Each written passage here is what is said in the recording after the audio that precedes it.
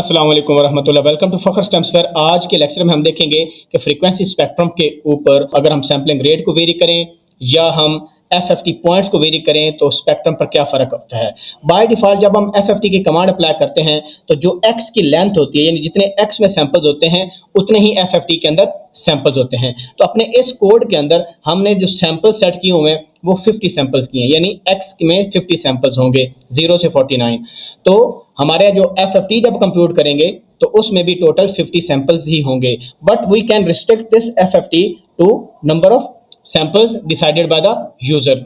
और दूसरा हम ये काम करेंगे कि हम ये जो सैम्पलिंग फ्रीक्वेंसी है इसको वेरी करके भी इफेक्ट देखते हैं। तो लेट्स सपोज अभी हमारे पास फ्रीक्वेंसी 2 है और सैम्पलिंग फ्रीक्वेंसी है 50 और नेक्वेस्ट क्राइटेरिया फॉलो हो रहा है बिकॉज इस फ्रीक्वेंसी का मिनिमम डबल होना चाहिए। तो 50 is too far much value than 4। तो हम इसको रन करते हैं तो ये हमारे पास इफेक्ट है। यहाँ पर आप देख सकते हैं इस ग्राफ के अंदर, ये देखें जो फ्रीक्वेंसी 2 थी तो हमारे पास 2 पर ही और -2 पर ही पीक्स नजर आए। यहाँ पर अब हम ये चेंज करते हैं, लेट्स सपोज फ्रीक्वेंसी को हम कर देते हैं 4 और सैम्पलिंग फ्रीक्वेंसी को कर देते हैं 2 और देखते हैं क्या हमारी पीक अब भी बनती है कि नहीं बनती।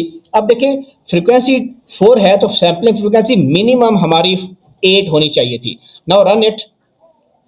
अब आप इफेक्ट देख रहे हैं कि हमारे पास स्पेक्ट्रम ठीक नहीं आ रहा। So this is the case of aliasing. Similarly अब हम सैम्पलिंग फ्रीक्वेंसी को कर देते हैं 6 और दोबारा प्रोग्राम को रन करते हैं।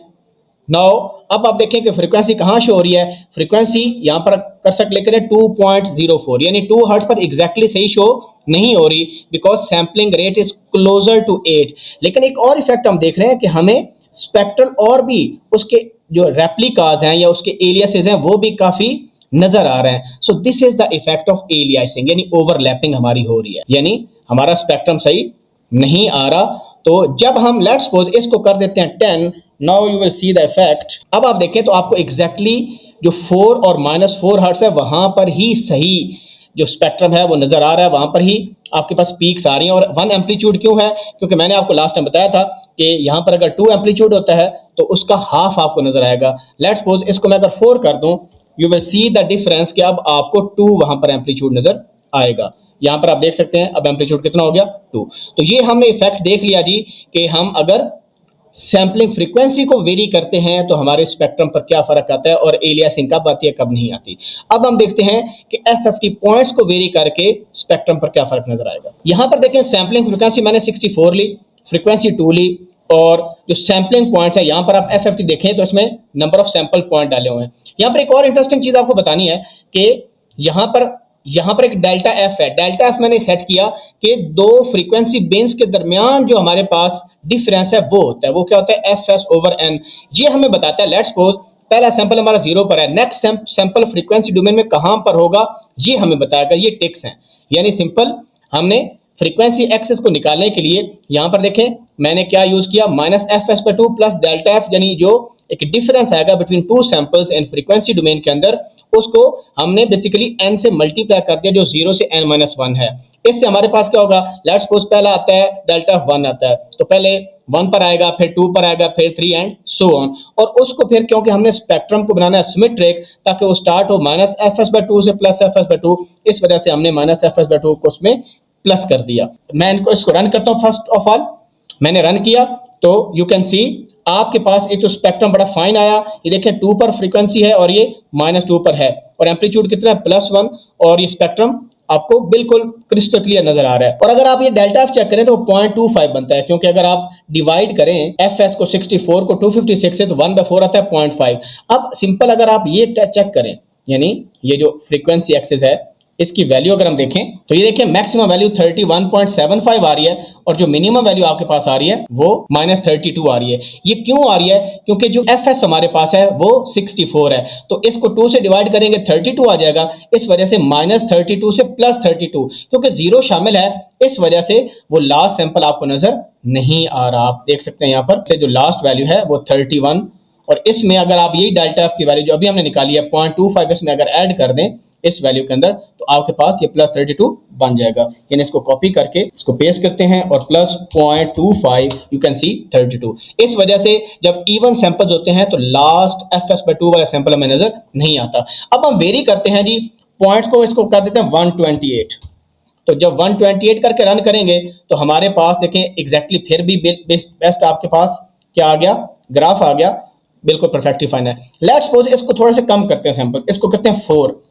अब हम देखते हैं कि इफेक्ट एफएफटी पॉइंट्स का क्या आता है, कि हमारा जो एफएफटी पॉइंट्स होगा ना, जो एफएफटी कंप्यूट होगा सिंपल 4 पॉइंट्स पर कंप्यूट होगा। बहुत थोड़े पॉइंट लिए हैं। नाउ रन इट, और अब आप देखें क्या आपकी फ्रीक्वेंसी ठीक आ रही है? नहीं, फ्रीक्वेंसी ठीक नहीं आ रही। ये तो सिंपल 0 पर हमें पीक शो कर रहा है, और हमारी फ्रीक्वेंसी कितनी थी? 2 फ्रीक्वेंसी थी, और एम्पलीट्यूड 1 था। एम्पलीट्यूड 2 है तो फ्रीक्वेंसी डोमेन में हमें 1 नजर आएगा। अब हम इसको इंक्रीज करते हैं। लेट्स सपोज इसको हम कर देते हैं 8 और इफेक्ट देखते हैं।